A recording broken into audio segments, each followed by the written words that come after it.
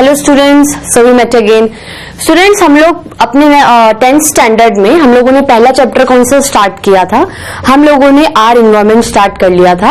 Are environment में we have discussed all the contents, that is the introduction, ecosystem and its types, food chain, food web, flow of energy, biological magnification, environmental problems. ठीक है, environmental problem को last time हम लोगों ने points wise हर चीज discuss कर ली थी। ठीक है, उसके बाद हम लोग आज एक नया कंटेंट स्टार्ट करने वाले हैं, या कह सकते हैं कि इन्वायरमेंटल प्रॉब्लम्स का सब टॉपिक है। उसका नाम क्या है? Ozone layer depletion. क्या है students? Ozone layer depletion.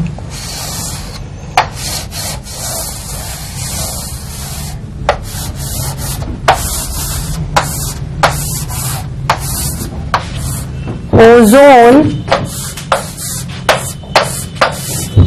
Layer depletion. ठीक है,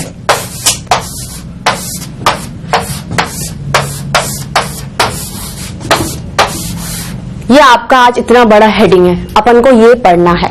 ठीक है, हेडिंग से घबराना नहीं है, वो तो मैंने थोड़ा स्टाइल में लिखा इसलिए ऐसा बड़ा बड़ा लिखने में आया है। ये चीज आप अपने 9th क्लास के नेचुरल रिसोर्सेज में भी पढ़ चुके हो। आप मेरे को एक बात बताओ, ओजोन लेयर डिप्लीशन तो बात की बात है, आप ओजोन लेयर से क्या समझते हो? What do you mean by ozone layer? I am putting a question to you. इसका जवाब आप लोगों को ही देना है।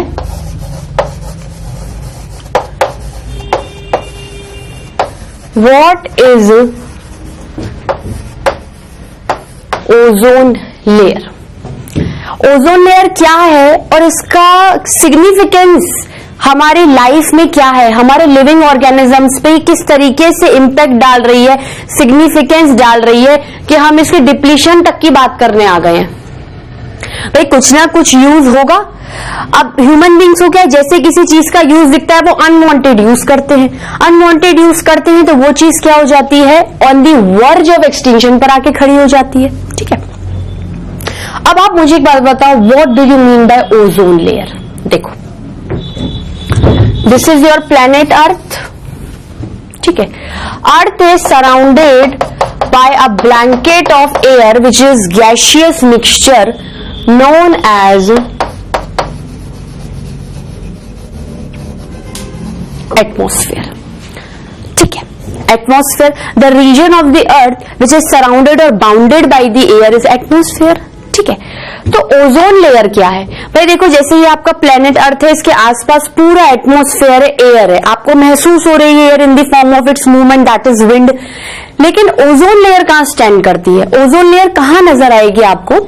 एटमॉस्फेयर से कुछ ऊपर चलो, कुछ किलोमीटर फार अवे ऊपर की तरफ चलो तो आपको एक लेयर नजर आएगी जिसको बोलते हैं ओजोन लेयर। जिसको क्या बोलते हैं स्टूडेंट्स? Ozone layer. मतलब ऐसे कुछ बनाऊं,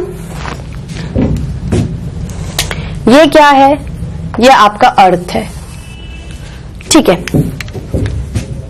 उसके बाद येलो में मैंने, इसको मैं सही कर देती हूँ स्टूडेंट्स,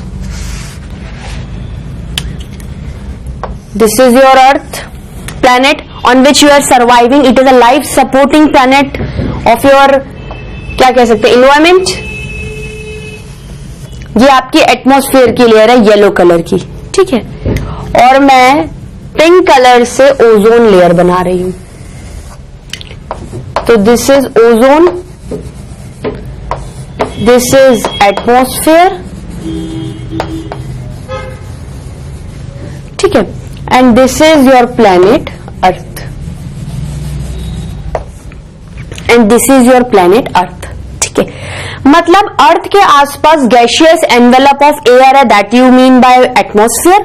और एटमॉस्फेयर से थोड़े किलोमीटर्स बाहर की तरफ चलो, मतलब ऊपर आओ, तो क्या मिलेगी आपको? ओजोन की लेयर बनेगी। मतलब ये मैं कह सकती हूं कि ओजोन देन एटमॉस्फेयर देन अर्थ। अगर हम बाहर से अंदर चलें तो लेयर्स की किस तरीके से अरेंजमेंट है? ओजोन लेयर, एटमॉस्फेयर देन अर्थ। और अंदर से बाहर चलेंगे तो पहले अर्थ आएगी, फिर एटमॉस्फेयर आएगा, फिर एटमॉस्फेयर के बाहर क्या आएगा? Ozone layer. ठीक है, चलो ये तो क्या था, इसकी बात थी कि ओजोन लेयर की सिचुएशन आपको पता चल गई, आपको एग्जिस्टेंस की नॉलेज हो गई है। अब आप मुझे एक बात बताओ, ये क्यों हमारे लिए यूजफुल है? देखो, ये सन है, सन कब आता है? दिन के टाइम पर आता है। सन क्या करता है, आपको सन रेज देता है, सनलाइट देता है। अब मैंने आपको एयर के टाइम पे बताया था कि air is a bad conductor of heat. Air is a bad conductor of heat. Bad conductor of heat है, पर still it is allowing sunlight to penetrate inside the atmosphere. क्योंकि एयर को क्या करना है, क्लाइमेट कंट्रोल करना है, तो उसको क्या करना पड़ेगा, सनलाइट को अलाउ करना पड़ेगा कि आप दिन में आओ, टेम्परेचर को इंक्रीज कर दो, डे टाइम बना दो। ठीक है, अब जो चीज को अगर वो अंदर पेनिट्रेट करने दे रहा है तो बाहर निकालने में देगा। जैसे ही नाइट टाइम हुआ, रोशनी चली गई, सन उस पोर्शन पे, अर्थ पे रोशनी नहीं डाल रहा तो नाइट हो गया। अगर वो लाइट नहीं डालेगा तो जो नाइट टाइम होगा उसमें जो हीट उसने एब्जॉर्ब कर रखी थी दिन के टाइम पे, उसे वो क्या करेगा, वापस से बाहर निकाल देगा। और नाइट टाइम में क्या हो जाता है, टेम्परेचर डल हो जाता है, आपको थोड़ा ठंड सी लगती है इन कंपेरिजन टू दिन के टाइम, डे टाइम। ठीक है, पर अब होता क्या है कि चलो ये कंसेप्ट तो हमने पहले पढ़ लिया था। ओजोन लेयर का सिग्निफिकेंस कहां आया, आप ये कह सकते हो कि एटमॉस्फेयर के आसपास ही एक और लेयर ने ब्लैंकेट बनाया है जिसका नाम है ओजोन लेयर। बात क्लियर हुई? ठीक है, मैं पूरा लिख देती हूं इसको, ओजोन लेयर। ठीक है, अब क्या होती है, सनलाइट आई और सनलाइट ने क्या किया, इसको ओजोन को क्रॉस किया। भाई ओजोन को भी तो क्रॉस करना पड़ेगा ना, ओजोन को क्रॉस किया, एटमॉस्फेयर को क्रॉस किया और अर्थ में चली गई। ठीक है, अर्थ का ये पोर्शन है, अर्थ का ये वाला पोर्शन है। भाई अर्थ क्या होती है, ऐसे रोटेट होती जाती है ना, रोटेट होती जाती है। ठीक है, तो अभी ये रोटेशन पे उस पॉइंट पे है अर्थ, या उस फेज में है, या वो हिस्सा अर्थ का सनलाइट को फेस कर रहा है। सनलाइट पड़ रही है, दिन हो रही है, दिन हो रहा है। ठीक है, आपको टेम्परेचर, आपको गर्मी लग रही है, धूप मिल रही है, आपको सनरेज आपकी बॉडी को टच कर रही है। ठीक है, ये हो गया। अब अर्थ क्या कर रही है, रोटेट हो गई, रोटेट हो गई तो ये हिस्सा यहां पर आ गया, ये हिस्सा क्या हो गया, यहां पर आ गया, सनलाइट से दूर चला गया। सनलाइट से दूर चला गया तो रोशनी नहीं पड़ रही है, रोशनी नहीं पड़ रही तो कोई चीज जगमगा नहीं रही है, मतलब अंधेरा हो गया। अंधेरा, अब देखो दिन के टाइम पे तो सनलाइट ने बहुत रेज दी, atmosphere bad conductor of heat है, उसके बावजूद उसने सनरेज को बोला कि आप मुझे तो पेनिट्रेट करो, क्योंकि जब तक सनलाइट नहीं आएगी मैं क्लाइमेट को कंट्रोल नहीं कर पाऊंगा। यहां पर अच्छा खासा टेम्परेचर इंक्रीज हो गया है। ठीक है, अच्छा खासा टेम्परेचर इंक्रीज हो गया है। अब जैसे ही ये पोर्शन यहां आ गया, अर्थ रोटेट हो गई। ठीक है, सनलाइट दूर चली गई, सनलाइट दूर चली गई, मतलब ये हिस्सा यहां आ गया और ये हिस्सा यहां आ गया। तो आप खुद ही समझ सकते हो ना कि जिस हिस्से पे पहले सनलाइट नहीं पड़ रही थी, रोटेट होने के बाद अब उससे पे सनलाइट पड़ रही है। ठीक है, तो अब ये हिस्सा जो नाइट टाइम में आ गया है, means it is not actually catching या फेसिंग द सनलाइट। हीट है अभी भी, क्योंकि टेम्परेचर ऑलरेडी इंक्रीज हो गया, उसने एब्जॉर्ब कर रखा है सनलाइट को। वो क्या करेगा, आपका जो एटमॉस्फेयर क्या करेगा, इस हीट को बाहर निकाल देगा, इस हीट को बाहर निकाल देगा, टेम्परेचर क्या हो जाएगा, डाउन हो जाएगा। भाई आप वेदर फोरकास्टिंग पढ़ते हो ना न्यूज़पेपर्स में, आपकी जो न्यूज चैनल में रिपोर्टर्स बताती हैं, हमेशा आप देखना कि डे टाइम और नाइट टाइम के टेम्परेचर में वेरिएशन होगा। डे टाइम का टेम्परेचर हमेशा बढ़ा हुआ नजर आएगा और नाइट टाइम का टेम्परेचर हमेशा घटा हुआ नजर आएगा। वो किसकी वजह से होता है, due to the rotation of the earth, its facing towards the sunlight. And overall अगर इसके कॉन्सेप्ट का एक बिल्कुल सटीक आंसर दें तो the presence of air, that is the atmosphere around the earth. चलो ये बात तो क्या था, रिविजन पर्पज से हो गई। ओजोन लेयर भी क्या कर रही है, देखो अगर ओजोन लेयर सनलाइट को अपने पास से नहीं जाने दे तो क्या आप एक्सपेक्ट कर सकते हो कि वो एटमॉस्फेयर में भी जाएगी, क्योंकि ओजोन लेयर तो ऑटोमेटिकली एटमॉस्फेयर के बाहर है। मतलब कहीं ना कहीं ओजोन लेयर में भी सनलाइट को पास कराने की कैपेबिलिटी है। ठीक है, पर देखो ओजोन लेयर का सिग्निफिकेंस यहां आता है कि सन के अंदर यू हैव यूवी रेज।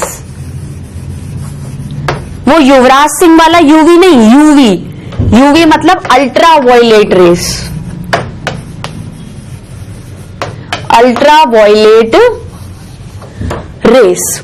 ठीक है, सनलाइट के अंदर देखो, सनलाइट एक रेस की फॉर्म में आपको मिलती है, तो सन का भी कोई कॉम्पोजिशन होगा, तो उसके अंदर यूवी रेज नाम का एक कॉम्पोजिशन सन रेस को बनाता है। और यूवी रेज हमारे अर्थ के लिए, अर्थ में रहने वाले लिविंग ऑर्गेनिजम्स के लिए, मतलब मेनली बायोटिक कंपोनेंट्स के लिए बहुत हार्मफुल है, क्योंकि यूवी रेज की जो एनर्जी होती है ना, या कह सकते हैं कि उनमें जो हीट होती है वो बहुत ज्यादा होती है। तो ओजोन लेयर क्या करता है, प्रोटेक्शन देता है एटमॉस्फेयर को, प्रोटेक्शन देता है अर्थ को कि सनलाइट यूवी रेज नहीं आने दे। मतलब देखो सनलाइट को तो पेनिट्रेट होना ही है क्योंकि एयर क्लाइमेट कंट्रोल कर रही है। Without climate control we are not able to survive. अगर अर्थ में एयर नहीं हो, क्लाइमेट कंट्रोल नहीं हो, तो अर्थ तो इक्विवेलेंट टू मून हो जाए ना। भाई मून में क्या हो जाए, दिन में इतना भयानक टेम्परेचर ऊपर रहता है कि आप जल सकते हो, और रात में इतना मिनिमम टेम्परेचर हो सकता है कि आपकी बॉडी बस शिवर ही करती रह जाएगी, आप सर्वाइव ही नहीं कर पाओगे, हिल ही नहीं पाओगे दूसरी जगह।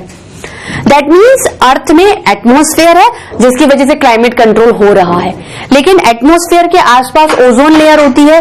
ओजोन लेयर प्रोटेक्शन देती है एटमॉस्फेयर को। ओजोन लेयर सनलाइट के अंदर जो यूवी रेज है उन्हें पेनिट्रेट नहीं होने देती, उन्हें रोक देती है कि आपको नहीं आना है अंदर, because you are harmful. UV rays में क्या क्या हार्म है, उनकी जो एनर्जी होती है वो बहुत ज्यादा तेज होती है, इंटेंसिटी फ्रीक्वेंसी बहुत तेज होती है, हीट बहुत डेवलप होती है। तो अगर in case UV rays ozone layer को क्रॉस करके हमारे एटमॉस्फेयर में आ गई तो वो क्या करेंगी, सिर्फ हैवॉक, हार्मफुल हो जाएंगी, डेंजरस हो जाएंगी। जैसे देखो मेनली तो लिविंग ऑर्गेनिज्म से अफेक्ट होंगे, ठीक है। क्या होता है, जैसे यूवी रेज पेनिट्रेट कर गई एटमॉस्फेयर में तो दिन के टाइम पे क्या हो जाएगा, हीट बहुत आ जाएगी, क्योंकि यूवी रेज पेनिट्रेट हो रही है एयर में, एयर तो अलाउ करेगी सनलाइट को जाने के लिए, ठीक है। इतनी ज्यादा गर्मी हो जाएगी दिन में कि आपके लिए सर्वाइवल मुश्किल हो जाएगा।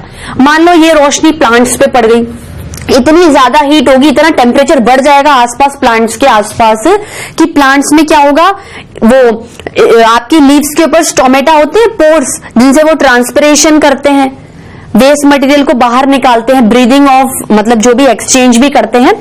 तो इन हीट की वजह से क्या होगा, इस हीट की वजह से प्लांट्स की लीव्स क्या हो जाएंगी, बिल्कुल सूखी हो जाएंगी। इतनी ज्यादा हीट उनपे गिरेगी कि जो उनके अंदर का पानी है वो क्या हो जाएगा, इवापोरेट हो जाएगा। रूट से खींचती जा रही है, जाइलम से इवापोरेट होता जा रहा है, प्लांट्स मुरझा जाएंगे, बिल्कुल टूट के मर जाएंगे। इतनी ज्यादा हीट में तो एनिमल सर्वाइव नहीं कर पाएंगे।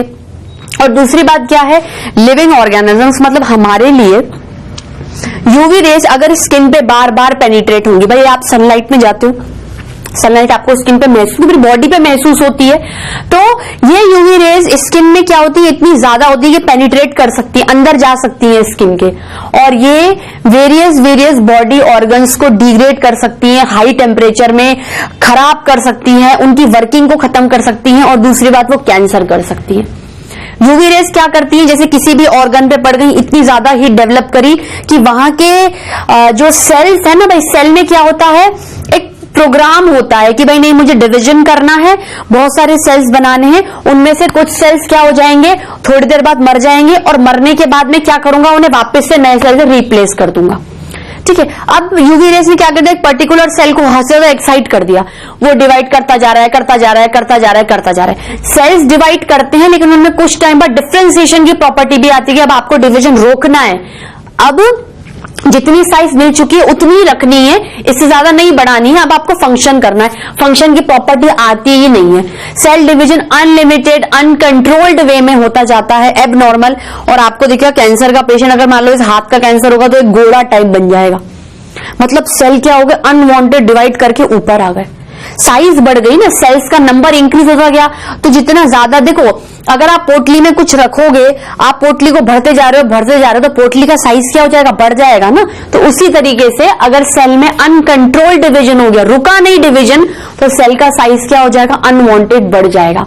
It results in a clump, it results in a tumour which is called cancer. और कैंसर किसी भी जगह पर हो सकता है, आपको स्किन का कैंसर हो सकता है, आपको आई का कैंसर हो सकता है, ठीक है, आपको लंग कैंसर हो सकता है, आपको स्टमक कैंसर हो सकता है, आपको इंटेस्टाइन कैंसर होता है, यूट्रस का कैंसर, सर्विक्स का कैंसर, आपके किडनी का कैंसर, किसी भी चीज का कैंसर आपको हो सकता है अगर यूवी रेज पेनिट्रेट करेंगी तो। स्किन प्रॉब्लम्स हो जाएंगी, स्किन बर्न हो जाएगी हीट में, बिल्कुल। टैनिंग होना अलग होता है कि आप धूप में बहुत ज्यादा गए हो, 3-4 दिन से आपकी स्किन काली हो गई, टैनिंग फिर भी चली जाएगी, मेजर्स लेकर ही अपने आप टैनिंग खत्म हो जाती है बॉडी से। लेकिन अगर यूवी रेज ने आपको कहीं जला दिया तो skin will get permanently burned, वो स्किन कभी भी वापस उस नॉर्मल पोजीशन पे नहीं आ पाती है, क्योंकि सनलाइट के अंदर जो यूवी रेज होती है उनमें इतनी पावरफुल इंटेंसिटी होती है, उनमें इतनी पावरफुल एनर्जी होती है कि वो सिर्फ बर्न कर सकती है, ठीक है, वो सिर्फ क्या करेंगी, आपके स्किन को, आपके वेरियस ऑर्गन को क्या कर देंगी, डैमेज कर देंगी। ठीक है, तो इतना समझ में आया। तो अपन एक काम करते हैं, पहले इतना लेते हैं, फिर मैं और आपको ओजोन लेयर के बारे में बताऊंगी। ठीक है, चलिए ये आप लोग डायग्राम बना लो। इतना पॉइंट्स में आपको यहां से लिखाना स्टार्ट कर रही हूं। ठीक है, क्या लिखूंगी,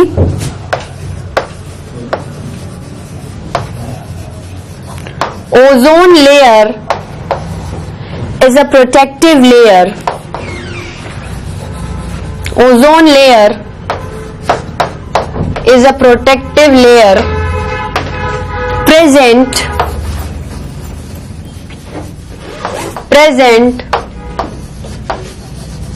at a distance far away, मतलब एटमॉस्फेयर से दूर, at a distance far away from atmosphere,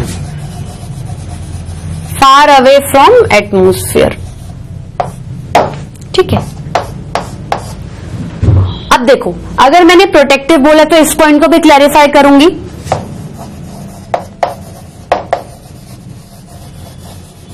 it is actually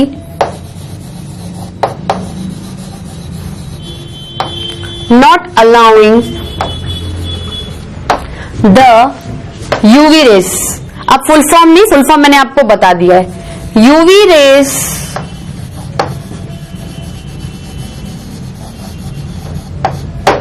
ठीक है, it is actually not allowing the UV rays of sunlight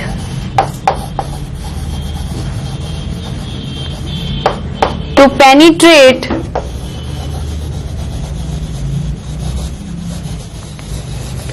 penetrate our atmosphere and enters inside the earth,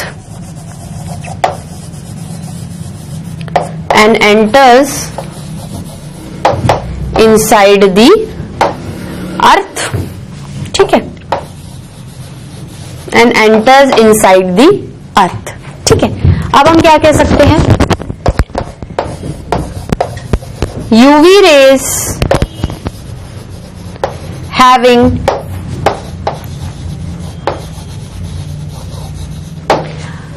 very high energy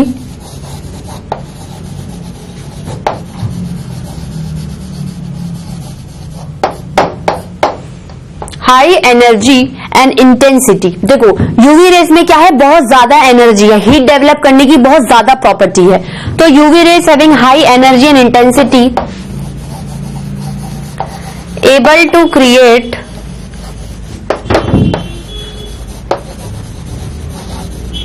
very high temperature. ठीक है, which in turn, इसकी वजह से क्या होगा, which in turn harmful to the living organisms. ठीक है, बिल्कुल लिंक चल रहा है। Which in turn harmful to the living organisms, to the living organisms on earth, on earth। ठीक है स्टूडेंट्स, नोट डाउन करिए। So students, have you noted down? चलिए आगे देखते हैं। देखो ये तो क्या था, ओजोन लेयर का एक इंट्रोडक्शन था। ओजोन लेयर का क्या था, एक इंट्रोडक्शन था। अब एक्चुअली देखो, अब ओजोन लेयर आपको इंपॉर्टेंस पता चल गई ना कि वो हार्मफुल रेज, यूवी रेज को क्या करती है, एटमॉस्फेयर पे आने में रोकती है, क्योंकि ये रेज हमारे जो ऑर्गेनिजम्स के लिए क्या है, हार्मफुल है। अब मुझे एक बात बताओ कि ये डिप्लीट क्यों हो रही है? चैप्टर का नाम तो, ये टॉपिक का नाम तो ओजोन लेयर डिप्लीशन है ना, तो ये डिप्लीट क्यों हो रही है? ऐसी क्या एक्टिविटीज हो रही है कि इनका डिप्लीशन हो रहा है? देखो हम लोग क्या कर रहे हैं, आजकल आपने सुना होगा ओजोन में छेद हो गया है, ओजोन होल। ओजोन होल का मतलब ये है कि जो डेंसिटी है, जो एरिया, जो मोटाई, मोटापा ओजोन लेयर कवर अप करके रख रही है एटमॉस्फेयर के आसपास, वो दिन ब दिन क्या हो रहा है, श्रिंक हो रहा है। अगर वो श्रिंक हो जाएगा तो ओजोन लेयर यूवी रेज को रोक नहीं पाएंगी। तो हमारे लिए क्या हो रही है, प्रॉब्लम क्रिएट हो रही है। अब ये क्यों डिप्लीट हो रही है, हमारी ही एक्टिविटी से। जैसे हम लोग अभी अपनी लग्जूरियस लाइफ को स्पैन करने के लिए, आगे बढ़ाने के लिए we are using air conditioners, refrigerators, ठीक है। तो एयर कंडीशनर और रेफ्रिजरेटर में क्या है, CFC है। क्या है, CFC है, क्लोरोफ्लोरोकार्बन्स। क्या है स्टूडेंट्स, क्लोरोफ्लोरोकार्बन्स। अब क्लोरोफ्लोरोकार्बन्स क्या है, एक इनर्ट, ऑर्डरलेस और कलरलेस टाइप के कंपाउंड्स हैं। इनर्ट भी है, किसी से रिएक्ट भी नहीं करेंगे, कोई रंग नहीं है, कोई खुशबू नहीं है, तो ये एकदम से पकड़ में भी नहीं आते हैं, ठीक है। ऐसा नहीं है कि ये डालते नहीं है, डालने टाइम इनको कोई ऐसे थोड़ी कि दिखते नहीं, पर इनको एक रेशो पता होता है कि इतना डालना है। ये CFC क्या कर रहे हैं, जैसे बहुत ज्यादा हाई टेम्परेचर पे, जैसे आप रेफ्रिजरेटर यूज करते जा रहे हो हाई पावर का, एसी कंटिन्यूस चला रहे हो, उसमें जो हीट निकल रही है उस हीट में CFC निकलते हैं। तो उस हीट में क्या होता है, देखो CFC को जब बहुत ज्यादा, जैसे आपने कंटिन्यूस एसी का यूज किया तो CFC क्या होंगे, मैक्सिमम प्रोड्यूस होंगे, उतनी हीट भी उन्हें मिलती जा रही है क्योंकि दिन ब दिन एसी का कंजप्शन बढ़ता जा रहा है। तो ऐसा बोला गया है कि अगर CFC को कंटिन्यूस यूज करने पर उनका टेम्परेचर इंक्रीज होता गया तो CFC क्लोरीन मॉलिक्यूल्स में बदल जाते हैं। CFC क्लोरोफ्लोरोकार्बन्स, भाई क्लोरो मतलब क्लोरीन, फ्लोरो मतलब फ्लोरीन, और कार्बन के कंपाउंड से जो कि इनर्ट, कलरलेस और ऑर्डरलेस होते हैं। पर अगर इनके कंटिन्यूस यूज के कारण इनका टेम्परेचर बहुत ज्यादा बढ़ गया, अगर CFC को बहुत ज्यादा हीट और टेम्परेचर मिल गया तो CFC इन फ्यूचर किसमें कन्वर्ट हो जाएगी, क्लोरीन मॉलिक्यूल्स में।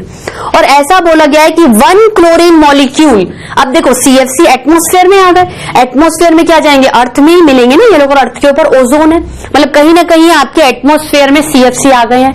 तो on excessive heating of CFC it is said that chlorofluoro जो कार्बन कंपाउंड्स होते हैं वो क्लोरीन में बदल जाते हैं, और 1 molecule of chlorine is able to destroy the 1 lakh unit of ozone layer. मतलब जैसे डेंसिटी बनी हुई है ओजोन लेयर की, और वो मिलियंस ऑफ यूनिट्स में बनी हुई है कि पहले ये ओजोन की यूनिट आएगी, फिर ये ओजोन की यूनिट आएगी। अब मैं बताऊंगी ओजोन लेयर कैसे बनती है, ये यूनिट आई। तो ऐसा कहते हैं कि अगर एटमॉस्फेयर में एक क्लोरीन मॉलिक्यूल आ गया और वो लगभग ओजोन लेयर के पास है तो वो ओजोन लेयर को 1 लाख तरीके से खत्म कर देगा।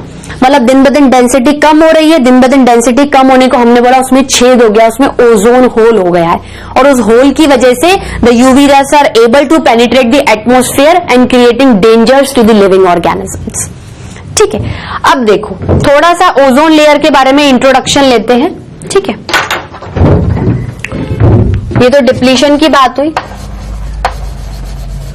ओजोन लेयर का मैंने क्या है आपको ओवरऑल 3 पॉइंट्स पे पूरा इंट्रोडक्शन, बेनिफिट सब बता दिया है। ठीक है, ओजोन लेयर क्या होती है, देखो ओजोन एक्चुअली देखा जाए तो ऑक्सीजन से ही डिराइव होती है। किससे डिराइव होती है, ऑक्सीजन से ही डिराइव होती है। ओजोन लेयर का क्या होता है, ozone is actually O3। Ozone is actually O3, मतलब ये O3 मॉलिक्यूल है, ऑक्सीजन के 3 एटम्स बॉन्ड के साथ जुड़े होंगे तो इन्होंने O3 बनाया। मतलब ऐसे सिंपल वे में ऐसे समझ लो, प्रॉपर्ली कोई केमिस्ट्री का डायग्राम नहीं बनाना है, 3 है। और ऑक्सीजन क्या होता है, oxygen is O2, oxygen is O2, oxygen क्या है, O2 है। ठीक है, देखो ये आपकी अर्थ होती है, अर्थ के आसपास एटमॉस्फेयर की लेयर है और एटमॉस्फेयर के आसपास ओजोन की लेयर है।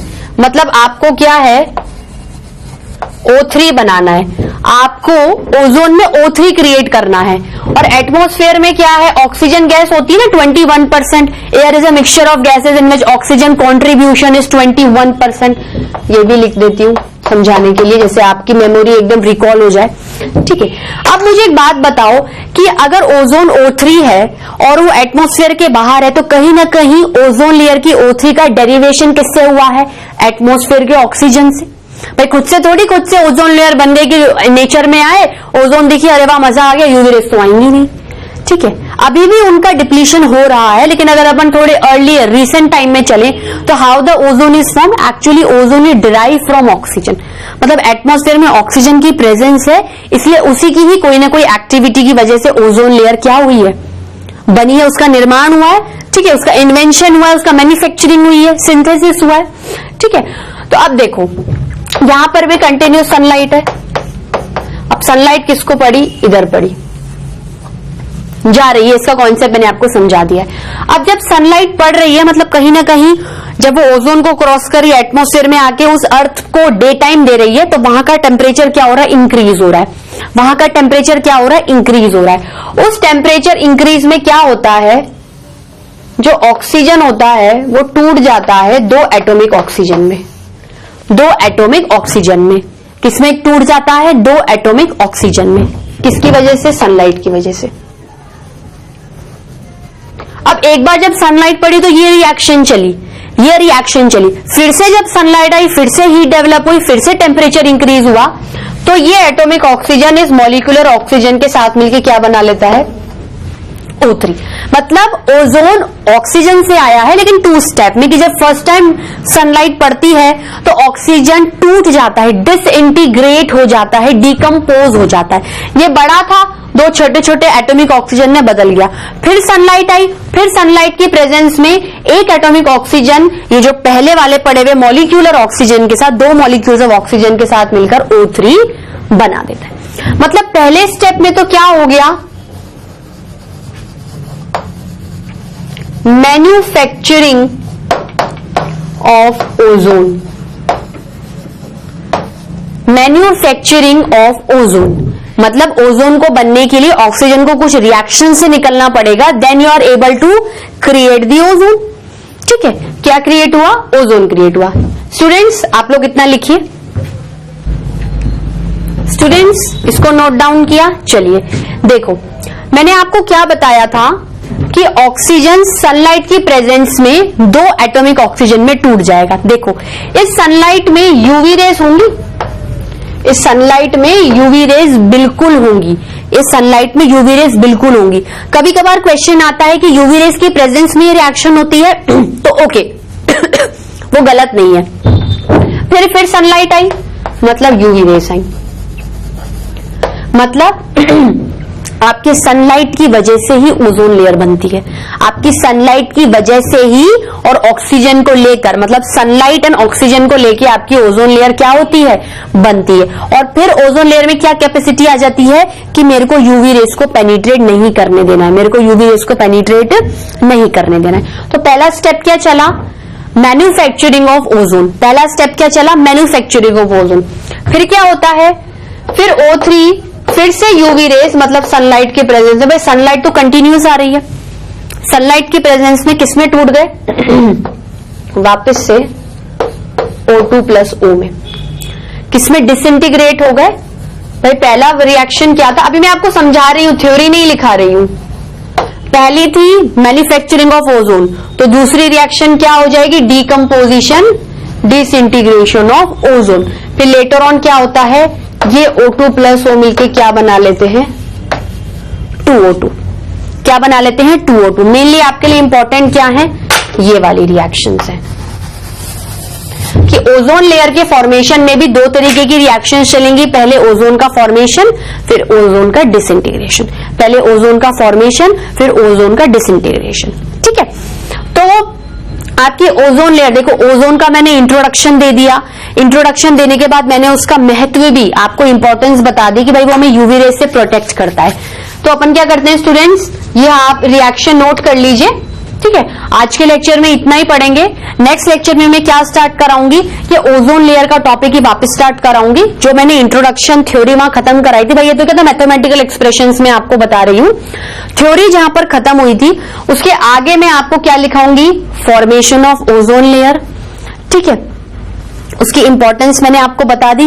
और उसके बाद अगर ओजोन लेयर डिप्लीट होती है तो हमें क्या क्या नुकसान है। तो नेक्स्ट लेक्चर में आपका ओजोन लेयर का टॉपिक क्या हो जाएगा, खत्म हो जाएगा, और उसी के साथ आपका ये चैप्टर भी क्या हो जाएगा, ओवर हो जाएगा। उसके बाद अगर मेरे को लगा तो मैं सेम डे ही आपको पावर बूस्टर क्लास भी करवा दूंगी, और अगर नहीं करवा पाई तो पावर बूस्टर क्लास में 1 या 2 दिन बाद कराऊंगी, और हम इसके बाद वाला नया चैप्टर स्टार्ट करेंगे जिसका नाम है लाइफ प्रोसेसेस, जिसका नाम क्या होता है, लाइफ प्रोसेसेस। ठीक है स्टूडेंट्स, आज के लेक्चर में इतना ही, इसके बाद का कंटिन्यूएशन नेक्स्ट लेक्चर में पढ़ेंगे। Till then bye bye, have a nice day.